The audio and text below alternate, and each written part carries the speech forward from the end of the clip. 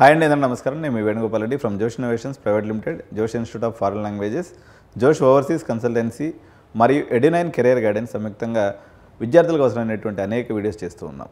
ఈరోజు మనం తీసుకున్నటువంటి టాపిక్ వచ్చేసి ట్రిపుల్ ఈలో ఫ్యూచర్ ఎలా ఉంటుందనే టాపిక్ తీసుకున్నప్పుడు పర్టికులర్గా ఎవరైతే మిషన్స్ మీద, సర్క్యూట్స్ మీద, ఎలక్ట్రికల్ సిస్టమ్స్ మీద మీకు నిజంగా న్యాచురల్ ఇంట్రెస్ట్ ఉన్నట్లయితే మీకు వండర్ఫుల్ బ్రాంచ్ ఏంటి అంటే ఈ రెండు combinations electricals and electronic components రెండు కలిసి మీకు మోడర్న్ వరల్డ్ని క్రియేట్ చేయడంలో ట్రిపుల్ ఈ ఇంజనీర్స్ అనేవాళ్ళు ముందుండేటువంటి అవకాశం ఉంది. కాబట్టి మీరు ఈ ట్రిపుల్ ఈని కెరియర్గా ఎంచుకోవచ్చు. ఒకవేళ ఈ ట్రిపుల్ ఈని కెరియర్గా ఎంచుకున్నట్లయితే మీకు ఎటువంటి అవకాశాలు ఉంటాయి, ఎటువంటి కెరియర్ ఆపర్చునిటీస్ ఉంటాయి, ఏ రకమైనటువంటి శాలరీస్ ఉంటాయి, మీ జాబ్ ప్రాస్పెక్ట్స్ ఎలా ఉంటుంది, మరియు ఈ యొక్క ఎంటైర్ పాత్ ఎలా ఉంటుందనే విషయాన్ని కూడా మనం ఈ వీడియోలో డిస్కస్ చేద్దాం. ఇంకా ఎవరైనా వీడియో ఛానల్ని చూస్తూ సబ్స్క్రైబ్ చేయకుండా ఉన్నట్లయితే ఛానల్ సబ్స్క్రైబ్ చేయండి.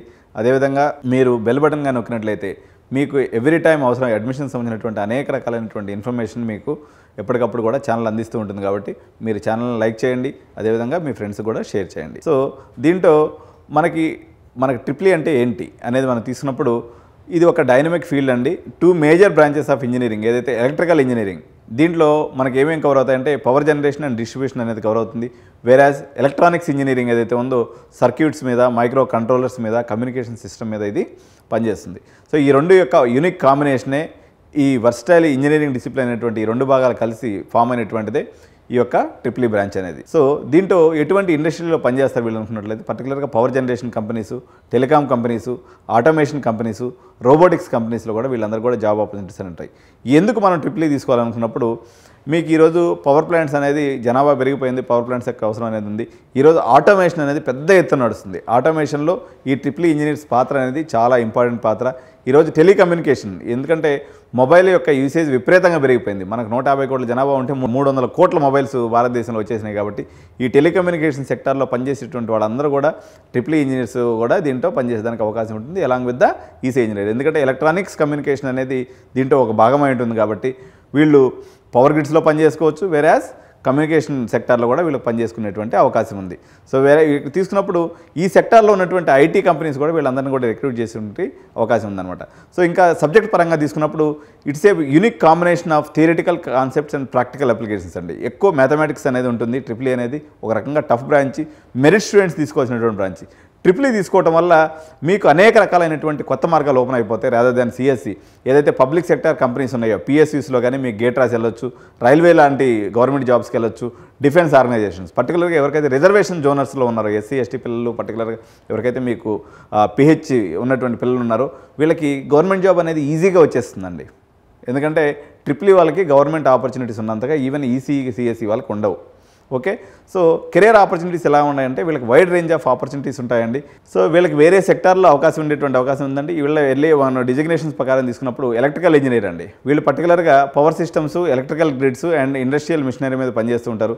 వేరేజ్ ఎలక్ట్రానిక్స్ ఇంజనీర్గా వీళ్ళు వెళ్ళినప్పుడు సర్క్యూట్ డిజైన్లో కానీ, సెమీ కండక్టర్స్లో కానీ, కమ్యూనికేషన్ నెట్వర్క్లో పనిచేస్తూ ఉంటారు.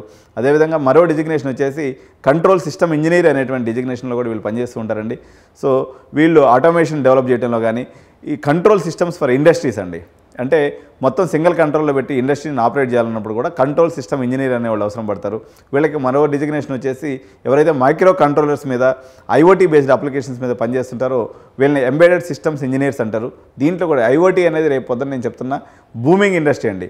మీకు సిబిఐటి, వాసవి, విఎన్ఆర్ లాంటి పెద్ద కాలేజీల్లో ట్రిపుల్ ఈ వచ్చినప్పుడు మీరు ఎట్టి పరిస్థితుల్లో వదులుకోవద్దండి. చిన్న కాలేజీల్లో సిఎస్సి చేయడం కన్నా పెద్ద కాలేజీల్లో ట్రిపుల్ ఈ చేయటం, టాప్ 10 కాలేజీల్లో ట్రిపుల్ ఈ వచ్చే అవకాశం ఉన్నప్పుడు మీరు కిందకి దిగి మళ్ళీ సిఎస్సి కాలేజీకి వెళ్ళొద్దని చెప్పేసి మాత్రం నేను పేరెంట్స్కి ఒక్కడిని చెప్తున్నాను.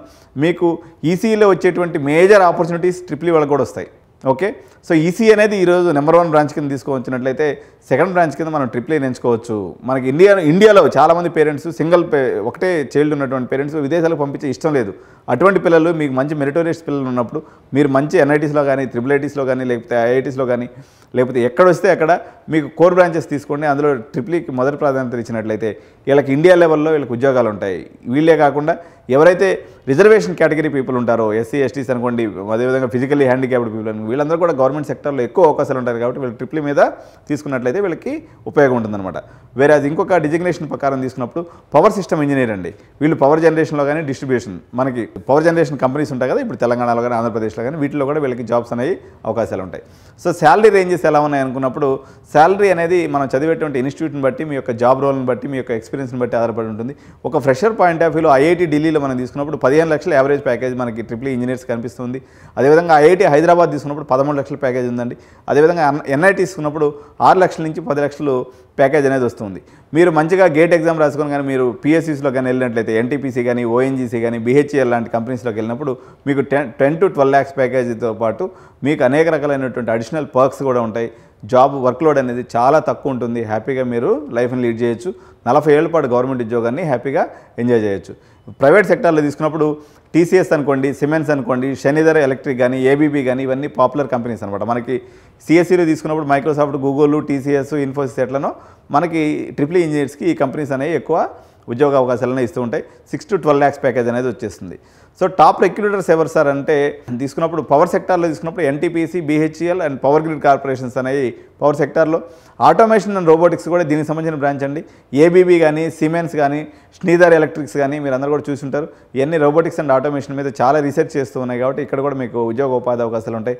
ఎలక్ట్రానిక్స్ అండ్ సెమీకండక్టర్ ఇండస్ట్రీలో తీసుకున్నప్పుడు మనకు ప్రైవేట్ సెక్టార్లో ఇంటెల్ కానీ, క్వాల్కమ్ కానీ, టెక్సాస్ ఇన్స్ట్రుమెంట్ కానీ ఒక మేజర్ కంపెనీస్గా మనకు ప్లేస్మెంట్స్ అనేవి ఇస్తున్నాయి. వేరేజ్ టెలికమ్యూనికేషన్ పాయింట్ ఆఫ్ వ్యూలో మీరు జాయిన్ అవ్వదలుచుకున్నప్పుడు మీకు ఓపెన్ అయినటువంటి అవకాశాలు బిఎస్ఎన్ఎల్, ఎయిర్టెల్, రిలయన్స్ మీకు ఇటువంటివన్నీ కూడా మీకు అవకాశాలు ఉంటాయి. ఈవెన్ ఐటీ కంపెనీస్ కూడా చాలామంది, ఎందుకంటే ఐటీ కంపెనీస్ యొక్క క్లయింట్స్ కూడా ఈ పవర్ గ్రిడ్స్ కానీ ఇటువంటి కంపెనీస్ అన్నీ ఉంటాయి కాబట్టి వీళ్ళు కూడా ట్రిపుల్ ఇంజనీర్స్ని తీసుకొని దానికి రెలవెంట్ జాబ్స్లో లేకపోతే దానికి అటువంటి క్లయింట్స్ వాళ్ళకు ఉన్నప్పుడు వాళ్ళకి సబ్జెక్ట్ నాలెడ్జ్ ఉన్నటువంటి ట్రిపుల్ ఇంజనీర్స్ కూడా అవసరం ఉంటారు కాబట్టి టీసీఎస్, విప్రో, ఇన్ఫోసిస్ లాంటి కంపెనీలు కూడా ఎంబెడెడ్ సిస్టమ్స్ అండ్ ఆటోమేషన్ అనేటువంటి రోల్స్లో ఈ యొక్క ట్రిపుల్ చదివినటువంటి వాళ్ళని తీసుకుంటూ ఉన్నారనమాట. సో ఇప్పుడు మీ అందరికీ తెలిసిందే మెకానికల్ బ్రాంచ్ కొంచెం చచ్చబడిపోయేసి వాళ్ళందరూ కూడా ఈవీ వెహికల్స్కి మారిపోయారు కాబట్టి ఇప్పుడు మెకానికల్లో వచ్చేటువంటి అవకాశాలు ఒక పక్కన ఉంటాయి. అదేవిధంగా వాళ్ళ ప్లేస్లో రీప్లేస్ అయ్యింది కాబట్టి వీళ్ళకి ఈవీ ఎలక్ట్రికల్ వెహికల్స్ ఏదైతే ఉందో నెక్స్ట్ జనరేషన్ మనకి ట్రాన్స్పోర్టేషన్ అంతా కూడా ఈవీస్ మీదే బేస్ అయ్యింది కాబట్టి మనకి ఈవీస్లో వచ్చేటువంటి జాబ్స్ అన్నీ కూడా ఈ ట్రిపుల్ ఇంజనీర్స్కి వచ్చేటువంటి అవకాశం ఉంది. ఇంకోటి స్మార్ట్ గ్రిడ్ అనేటువంటి కాన్సెప్ట్ ఏదైతే ఉందో మనకి పవర్ని మనం సేవ్ చేసుకోవాలన్నట్టయితే స్మార్ట్ గ్రిడ్ కాన్సెప్ట్ అనేది చాలా ఇంపార్టెంట్ అండి. It is an application of artificial intelligence also. ఈ స్మార్ట్ గ్రిడ్ కాన్సెప్ట్లో కానీ మీరు జాబ్స్ కానీ పొందగలిగినట్లయితే మీ లైఫ్ సూపర్గా ఉంటుంది, either in private sector are in the government sector. మీకు ఆల్రెడీ ఇంతకుముందు వీడియోలో కూడా నేను చెప్పిన ఐఓటీ అనేది బూమ్ రాబోతుందండి. దగ్గర కమింగ్ ఒక 10 years లోపల దాదాపు 10 కోట్ల మందికి ఉద్యోగాలు ఇవ్వగలిగినటువంటి సత్తా కలిగినటువంటి మరో బ్రాంచ్ వచ్చేసి ఐఓటీ. ఈ ఐఓటీ ఇంజనీర్స్ కూడా ఈసీఈ చేసిన వాళ్ళైనా కానీ లేకపోతే ట్రిపుల్ చేసిన దాంట్లో కానీ వీళ్ళిద్దరు కూడా కాంబినేషన్ మీద ఉంటుంది. ఎందుకంటే ఎలక్ట్రానిక్స్ కమ్యూనికేషన్ మీద ఐఓటీ అనేది డిపెండ్ అయి ఉంటుంది. మరో సెక్టార్ వచ్చేసి రెన్యూబుల్ ఎనర్జీ అండి.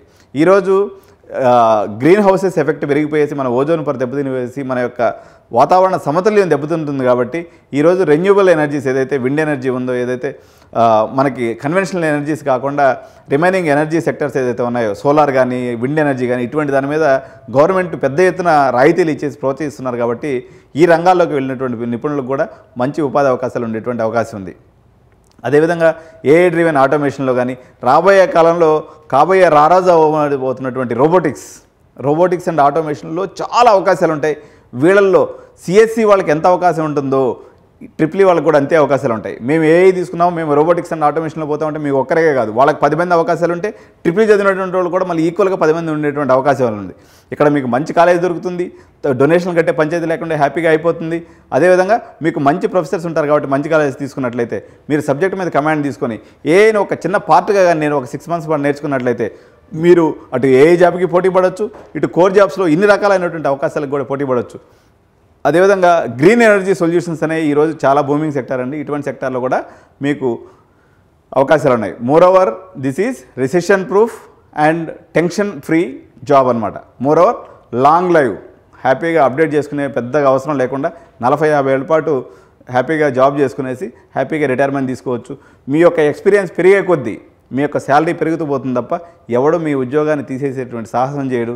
ఒక ఎంప్లాయర్ వచ్చేసి మిమ్మల్ని తిడుతూ లేకపోతే నచ్చపెడుతూ ఈయన ఎప్పుడెప్పుడు తీసేద్దాం అనేటువంటి ఆలోచన ట్రిపుల్ ఫీల్డ్లో అసలు ఉండనే ఉండదు. ఎవరైతే టెక్నాలజీని, ఇన్నోవేషన్ని ప్రాబ్లమ్ సాల్వింగ్ని లవ్ చేస్తారో ట్రిపుల్ ఈ అనేది వాళ్ళకి ఒక గ్రేటెస్ట్ చాయిస్ అని చెప్పొచ్చు. కాబట్టి మీకు ఇలాంటి మరిన్ని ఫ్యూచరిస్టిక్ వీడియోస్ రిమైనింగ్ బ్రాంచెస్లో ఎటువంటి ఉపాధి అవకాశాలు ఉన్నాయి, ఎట్లాంటి పరిస్థితులు ఉన్నాయి అనేది ఎప్పటికప్పుడు నేను మీకు తెలియజేస్తుంటాను. కాబట్టి ఛానల్ని మరొకసారి తప్పకుండా సబ్స్క్రైబ్ చేయండి. అదేవిధంగా ఈ వీడియోని లైక్ చేయండి, మీ ఫ్రెండ్స్ అందరూ కూడా షేర్ చేయండి. Thank you so much. జై హింద్, జై భారత్.